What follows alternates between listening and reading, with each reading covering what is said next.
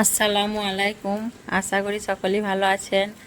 আজ আমি দেখাবো যে আমার দেওরের বিয়েতে ক্ষীরের থালাটা কিভাবে সাজানো হয়েছিল। তো এখানে আমার যা ক্ষীরের থালাটা সাজাচ্ছে, আর ক্ষীর থালা সাজানোর জন্য নিয়েছে পেঁয়াজ, নিয়েছে চেরি ফল, শসা, নিম পাতা আর ডাব গাছের পাতা। তো এগুলো দিয়ে ক্ষীরের থালাটা সাজানো হবে। আর এটা ছিল আমার খালাতো দেওরের বিয়ে। আর যে যা আমার সাজাচ্ছে ও হচ্ছে নিজের বড় ভাবি। আর আছে একটা আমার ননদ আছে, মামাতো ননদ, দুজন মিলে সাজাচ্ছে।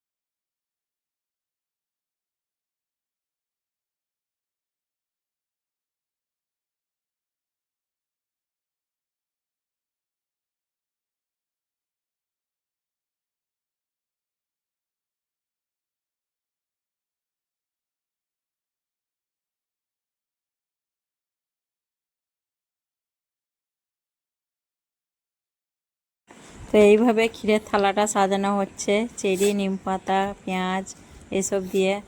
আর আমার যা কেমন থালাটা সাজিয়েছে আপনারা অবশ্যই কমেন্টে জানাবেন।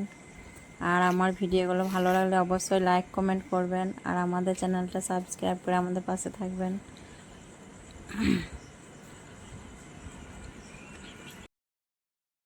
আর এখানে বর কনের নাম লেখা হয়েছে। এসে হচ্ছে সামিরুল, আর আর দিয়ে হচ্ছে রুমিনা।